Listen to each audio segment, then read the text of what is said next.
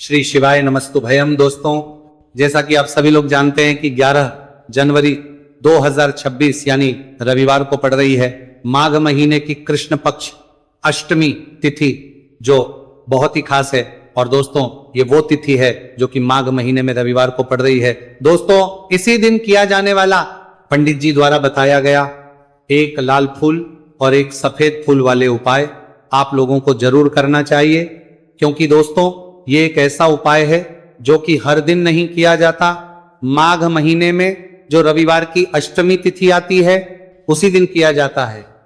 अगर आप लोगों ने इस उपाय को नहीं किया है या किसी कारणवश नहीं कर पाए हो तो इस माघ रविवार अष्टमी तिथि के दिन इस उपाय से मत चूकना। दोस्तों देखिए, यह दिन इतना खास होता है, इतना महत्वपूर्ण होता है। देखा गया है कभी कभी बड़े बड़े पूजा पाठ अनुष्ठान से जो मनोकामना पूर्ण नहीं होती है, वह माघ रविवार के दिन एक छोटे से करने से ही आपकी मनोकामना पूर्ण हो जाती है। और बहुत सारे लोगों ने इस उपाय को किया भी है और उनको इस उपाय को करने का फल भी जरूर मिला है। अगर आप लोग भी इस उपाय को इस रविवार के दिन करना चाहते हैं तो आप इस उपाय को पहले अच्छे से समझ लेना, सुन लेना, उसके बाद करना। आपको इस उपाय का फल जरूर मिलेगा, आपकी सभी मनोकामनाएं पूरी हो जाएंगी।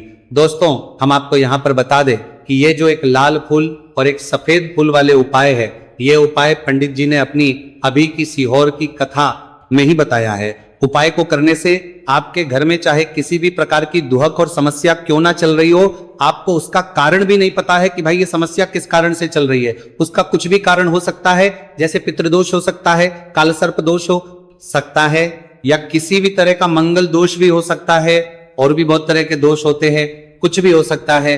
पर आपको इस उपाय को करने के लिए अपने दोष को पता लगाने की भी जरूरत है। आपके घर में किस कारण से इतनी दुख और परेशानी आ रही है वो भी आपको पता लगाने की जरूरत नहीं है। बस रविवार को अष्टमी तिथि के दिन इस उपाय को कर लेना है, क्योंकि इसी एकमात्र उपाय को करने से आपके पूरे घर परिवार में सुख और शांति हो जाएगी। आपके घर में अच्छे अच्छे काम होने लगेंगे, आपकी जो भी मनोकामना होगी वो भी धीरे धीरे करके पूर्ण होना शुरू हो जाएगी। अब हम समझते हैं इस एक लाल फूल और एक सफेद फूल वाले उपाय को आपको करना कैसे है, किसको करना है, किस करना है और कैसे करना है। देखो, उपाय बिल्कुल आसान है, बस समझने वाली बात है। ध्यान से समझिए, उसके बाद ही आप लोग जो है इस उपाय को जरूर कीजिएगा। सबसे पहली चीज हम लोग ये समझते हैं कि इस एक लाल फूल और एक सफेद फूल वाले उपाय को इस आने वाली रविवार अष्टमी तिथि के दिन किसको करना है।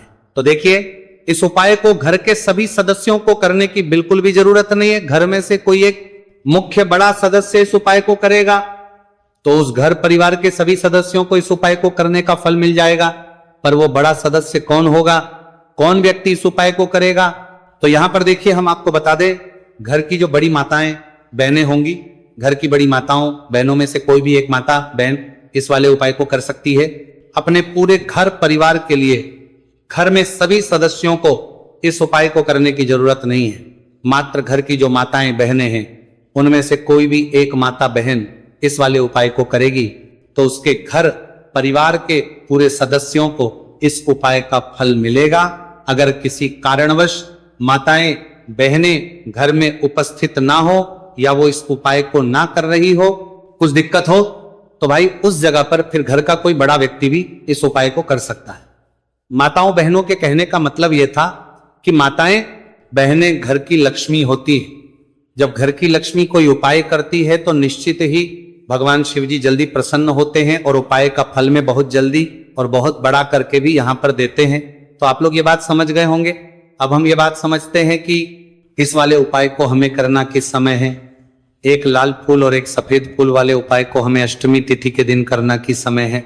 तो देखिए, इस उपाय को करने का जो समय है, सुबह का समय भी है और शाम का समय भी है। अब देखिए, यहां पर हम मुख्य रूप से सुबह का समय नहीं बोलेंगे, क्योंकि देखिए ये जो अष्टमी तिथि है, और आप सभी लोग जानते हैं रविवार अष्टमी तिथि के दिन का प्रदोष काल का मतलब शाम का जो समय होता है ना, इस दिन भगवान शिव जी का सबसे प्रिय दिन होता है।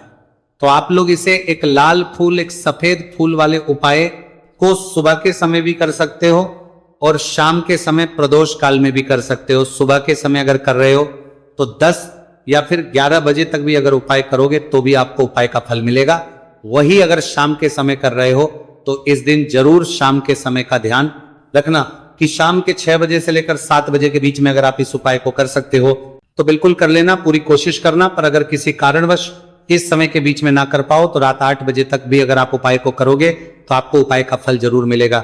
ये बात आपको समझ आ गई कि आप इस उपाय को सुबह और शाम दोनों समय कर सकते हो। मतलब करना दोनों समय, आपको एक ही समय है, घर में से किसी एक ही बड़े व्यक्ति को करना है, एक ही बार इस उपाय को करना है, दोनों समय नहीं करना है। आपको जो समय अच्छा लगे आप उस समय पर इस वाले उपाय को कर सकते हैं। तो चलिए जानते हैं इन विशेष उपायों के बारे में। लेकिन उससे पहले जो भी मेरे भाई मेरी प्यारी बहनें आज चैनल पर पहली बार आए हैं या मेरी आवाज आज पहली बार सुन रहे हैं, अगर आप भी महादेव के सच्चे भक्त हैं तो वीडियो को लाइक और चैनल को सब्सक्राइब जरूर कर लें और कमेंट बॉक्स में लिखें हर हर महादेव। देखो अब सबसे पहली बात आती है कि इस उपाय को हमें करना किस लिए है।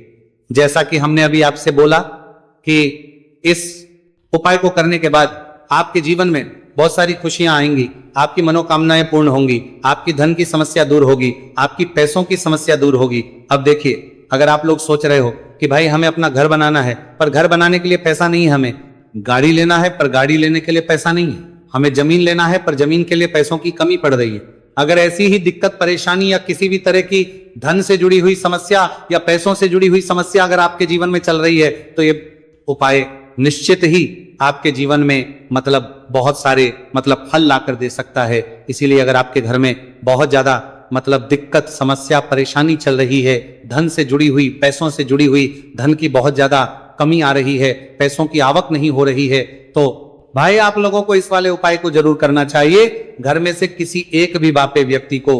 अब इस उपाय में करना क्या है वो सबसे पहले हम लोग जान लेते हैं। उपाय की सामग्री हम लोग सबसे पहले जानते हैं कि इस उपाय में किस किस चीज की आवश्यकता पड़ेगी। तो देखिए, उपाय का नाम तो एक लाल फूल और एक सफेद फूल वाला उपाय है, पर इस उपाय में कुल मिलाकर 4 सामग्री हमें लगने वाली, जो कि पंडित जी ने खुद सीहोर वाली कथा में बताया है। और जो हम आपको उपाय बताते हैं वो पंडित जी द्वारा बताए गए होते हैं, अलग से हम कुछ भी नहीं बताते। तो यहां पर हम लोग समझते हैं कि इस उपाय की सामग्री क्या है। तो देखो, उपाय की जो सामग्री है वो 4 सामग्री है, जिसमें से सबसे पहली सामग्री है एक बेलपत्र। देखो बेलपत्र क्या होती है? बेलपत्र जो शिव की शिवलिंग पर चढ़ती है। दूसरी चीज है एक शमी पत्र, शमीप्र शिवलिंग पर ही चढ़ता है। तीसरी चीज है दोस्तों एक लाल फूल, उपाय का नाम है, तो एक यहां पर आपको लाल फूल लेना है। अब ये लाल फूल कौन सा लेना है? देखो, शिवलिंग के ऊपर जो लाल फूल चढ़ता हो उनमें से कोई भी एक लाल फूल पसंद कर लेना और वो कहीं से तोड़कर या कहीं से खरीद कर लेकर आना और उस लाल फूल को उपाय में प्रयोग कर लेना। उसके बाद में एक सफेद फूल का विशेष रूप से ध्यान रखना, जो सफेद फूल शिवलिंग पर चढ़ता हो सिर्फ वही सफेद फूल लेकर आना, इसके अलावा कुछ मत लेकर आना, लेकिन केतकी का मत लेना। तो एक एक मात्रा में ही आपको ये चारों सामग्री चाहिए, एक बेलपत्र, एक शमी पत्र, एक लाल फूल और एक सफेद फूल। ये चारों सामग्री आप लोग तैयार करके रख लें। प्रदोष काल में या सुबह के समय जब भी आप इस उपाय को कर रहे हैं, जैसे ही आपके उपाय की सामग्री तैयार हो जाती है तो क्या हम सीधा उपाय को करने के लिए इन चारों सामग्री को उपाय करने के लिए जा सकते हैं? नहीं। तो यहां पर आपको इस बात का ध्यान रखना है कि हम भगवान शिव जी को प्रसन्न करने के लिए तो जा रहे हैं, हम अपनी मनोकामना को पूर्ण करवाने के लिए तो जा रहे हैं पर हमें यह दर्शाना बिल्कुल भी नहीं है कि हम सिर्फ अपने फायदे के लिए भगवान शिव जी के मंदिर में आए हैं। इसीलिए हम इस उपाय को करने के साथ साथ में भगवान शिव जी की पूजन अर्चना के लिए कुछ सामग्री भी जरूर लेकर जाएंगे।